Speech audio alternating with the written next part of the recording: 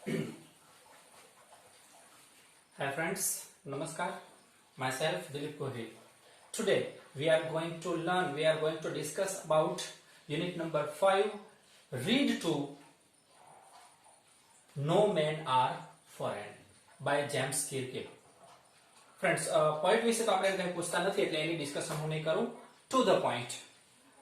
Friends, આ પોએમમાં poet છે, કવિ છે, એ જે બાઉન્ડ્રીઝ છે, જે કહેવાતો રાષ્ટ્રવાદ હોવો જરૂરી છે ફ્રેન્ડ્સ, પણ કહેવાતો રાષ્ટ્રવાદ છે, બીજાના દેશોને હડપ કરવાની જે એક ભાવના છે, એના વિરુદ્ધમાં અને પરસ્પર સ્નેહ, પ્રેમ, ભાઈચારો, આવી બધી લાગણીઓ હોવી જોઈએ, એટલા માટે થઈને આ પોએમની એ આ થીમ છે.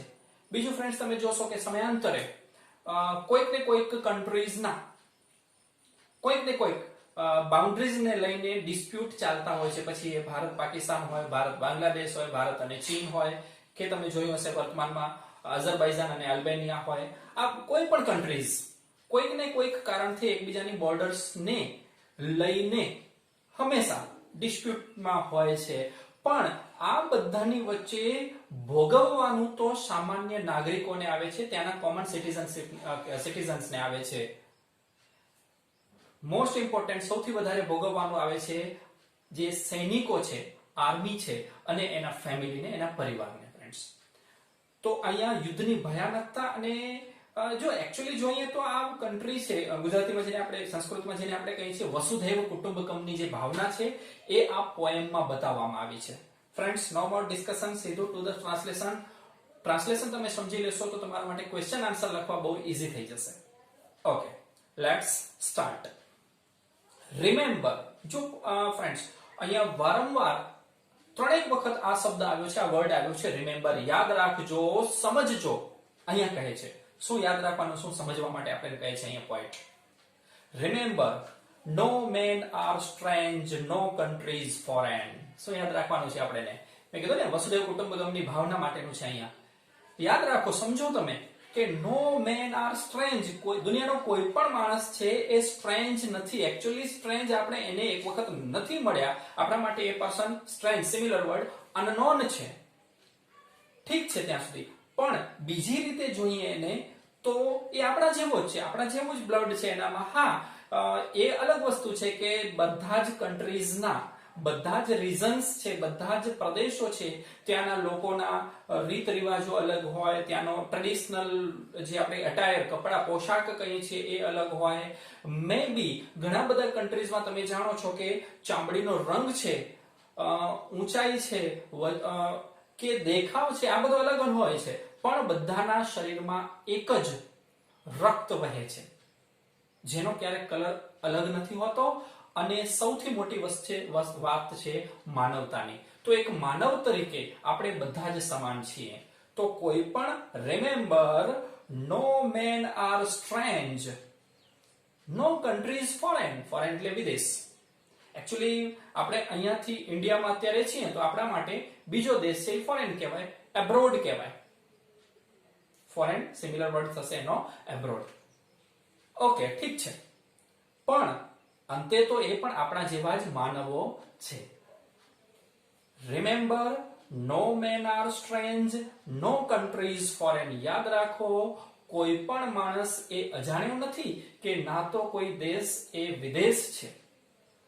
કયા સેન્સમાં? આખી પૃથ્વીને ગણીએ તો આપણે બધા જ એક જ દેશના, એક જ ભૂમિના રહેવાસીઓ છીએ. Beneath all uniforms, beneath means under, upon. Beneath all uniforms, બધા જ યુનિફોર્મ્સ ની નીચે. હવે યુનિફોર્મ, એકચ્યુઅલી યુનિફોર્મ આપણે સ્કૂલમાં તમે યુઝ કરો છો વર્ડ યુનિફોર્મ, એટલે એક સમાન હોવું. ઓકે, તમે જાણો છો કે બધા જ દેશના આર્મીઝ છે, ત્યાંની સેનાઓ છે, એનો યુનિફોર્મ અલગ હોય.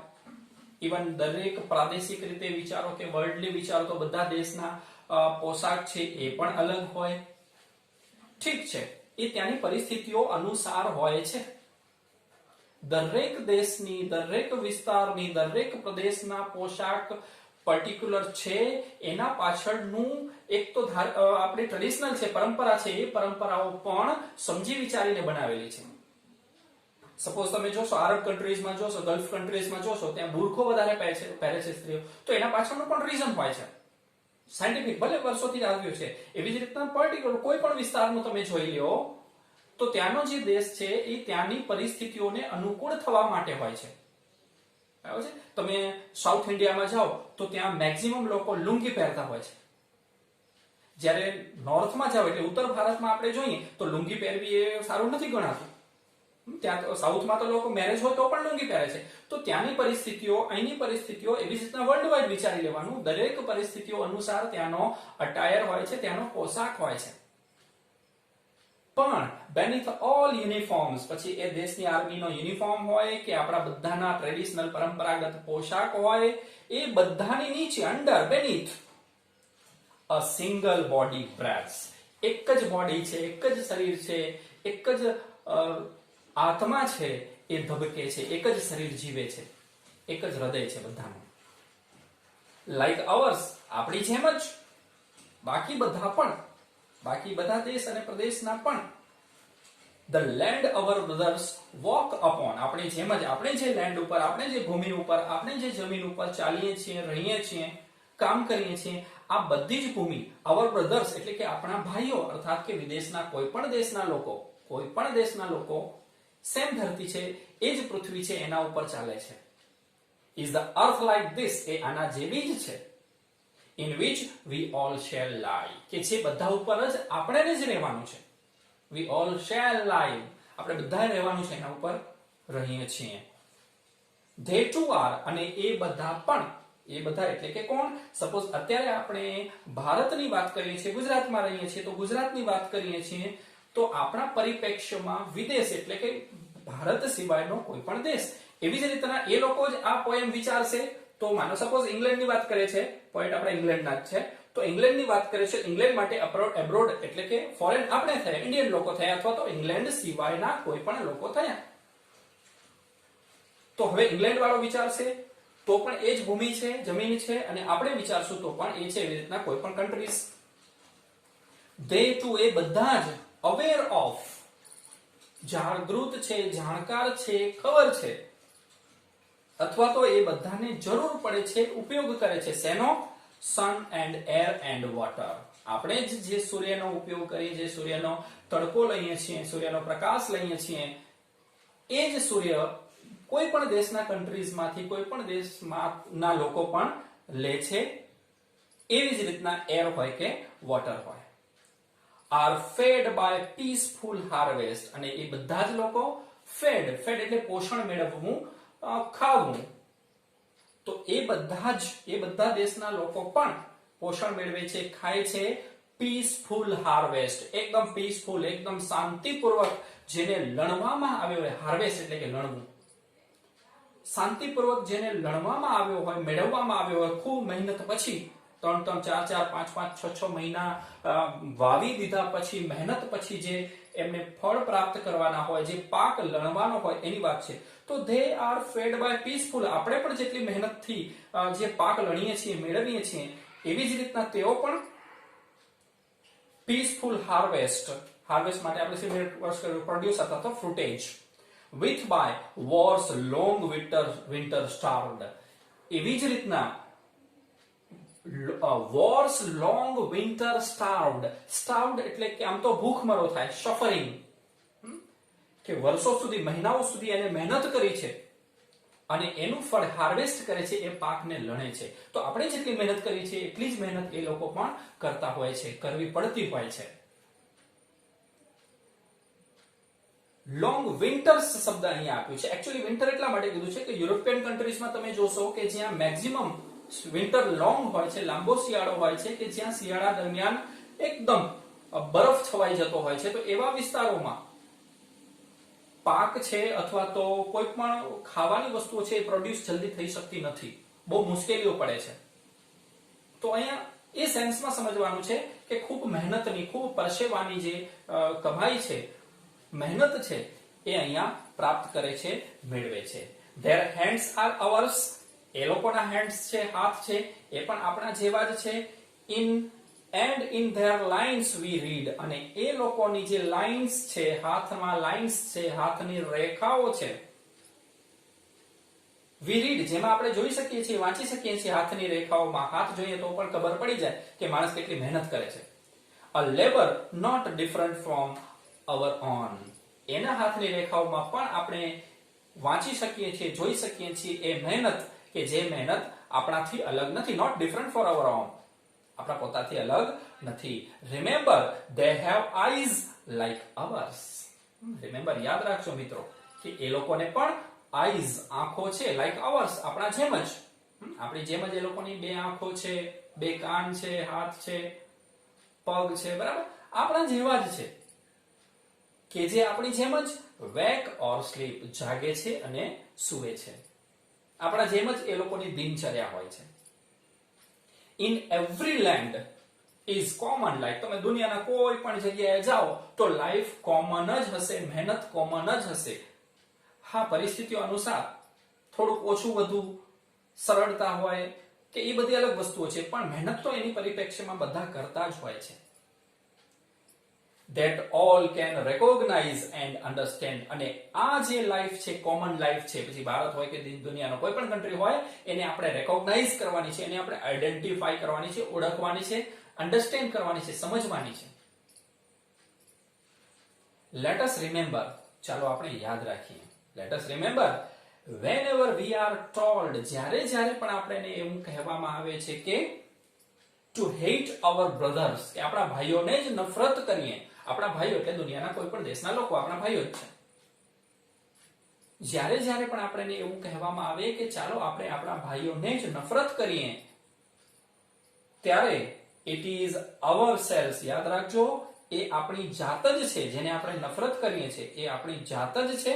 that we shall despise, betray and condemn. 3 similar words ખાસ યાદ રાખવાના છે. let us remember, યાદ રાખજો કે જ્યારે પણ we are told to hate our brothers, આપણા ભાઈઓને નફરત કરવા માટે કહેવામાં આવે, it is ourselves, એ આપણી જ જાત છે કે જેને we shall, આપણે કરીશું. શું કરીશું? 3 શબ્દો આપેલા છે, dispose, betray and condemn. dispose એટલે કે deprive એટલે કે દમન કરવું, કોઈકનો અધિકાર અથવા તો હક છીનવી લેવો. બીજો શબ્દ છે betray એટલે કે be disloyal, લોયલ એટલે કે વફાદારી કરવી, અને ડિસલોયલ એટલે કે બેવફાઈ કરવી, દગો કરવો. અને ત્રીજો વર્ડ આપે છે condemn એટલે ક્રિટિસાઇઝ કરવું એટલે કે કોઈકને ટીકા કરવી, કોઈકને વખોડવું. તો જ્યારે પણ આપણે એવું કહેવામાં આવે ને કે we hate our brothers, આપણે ભાઈઓને જ નફરત કરીએ, ત્યારે એક્ચ્યુઅલી આપણે ત્રણેય વસ્તુ આપણા પોતાને જ કરીએ છીએ. પછી ડિસ્પોઝિસ હોય એટલે કે દમન કરવાનું કે કોઈકના અધિકાર છીનવવાની વાત હોય, betray એટલે કે દગો કરવાની વાત હોય, કે પછી condemn એટલે કે ક્રિટિસાઇઝ અથવા તો વખોડવાની વાત હોય. આ બધું જ આપણે બીજાને નહીં પણ આપણી જાતને જ કરીએ છીએ. remember we who take arms against each other, યાદ રાખજો મિત્રો કે જ્યારે આપણે આર્મ્સ, શસ્ત્રો ઉઠાવીએ છીએ, હથિયારો ઉઠાવીએ છીએ, અગેન્સ્ટ ઈચ અધર, એકબીજાની સામે, અનિવાર્ય સંજોગોમાં યુદ્ધ કરવું જરૂરી છે.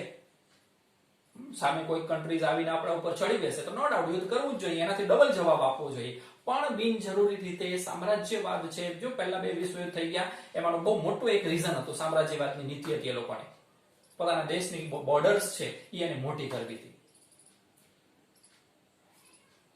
Remember we who take arms against each other, arms, હથિયારો એકબીજાની સામે જ્યારે આપણે ઉપાડીએ છીએ ત્યારે it is the human earth. હવે જ્યારે ફ્રેન્ડ્સ યુદ્ધ થાય છે ને ત્યારે it is the human earth, આ સમગ્ર માનવીય ભૂમિ છે, પૃથ્વી છે, પછી કોઈ દેશ બચી ન શકે એનાથી, તો એ છે that we defile, એને જ આપણે defile કરીએ છીએ. defile કરવું એટલે કે સ્પોઇલ કરવું અથવા તો ટેન્ટ કરવું, અર્થાત કે એને કહીશું આપણે દૂષિત કરીએ છીએ. ફ્રેન્ડ્સ યુદ્ધ થાય ત્યારે ઘણું બધું પ્રદૂષણ ફેલાય છે, સામાન્ય સ્થિતિમાં પણ કેટલું બધું પ્રદૂષણ છે. હવે યુદ્ધના બોમ્બ્સ ને આ બધાને લીધે તો અત્યંત પ્રદૂષિત થઈ જાય છે પૃથ્વી. તો remember we who take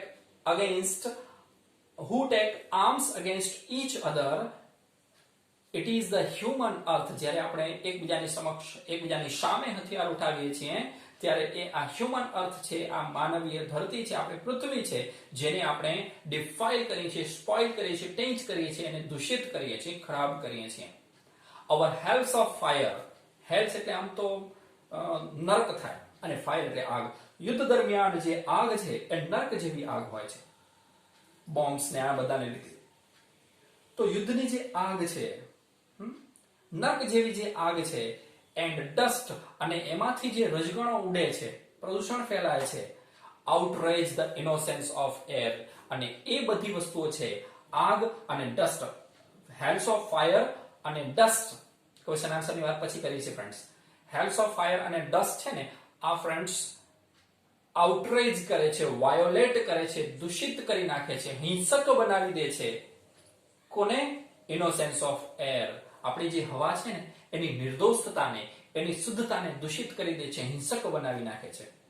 that is everywhere hour on, કે આ જ હવા છે એ બધી જ જગ્યાએ આપણી પોતાની જ છે. માટે ફરી એક વખત પોઈન્ટ કહે છે, રિમેમ્બર નો મેન આર ફોરેન, નો કન્ટ્રીઝ સ્ટ્રેન્જ. માટે યાદ રાખજો દોસ્તો કે કોઈ પણ દેશ છે એ પરદેશ નથી અને કોઈ પણ વ્યક્તિ છે એ પરદેશી નથી, વિદેશી નથી. ઓકે ફ્રેન્ડ્સ, આ થયું એનું translation. Question answer, true false, similar meanings, આ બધું જ આપણે બીજા વિડીયોમાં જોઈશું. Thank you.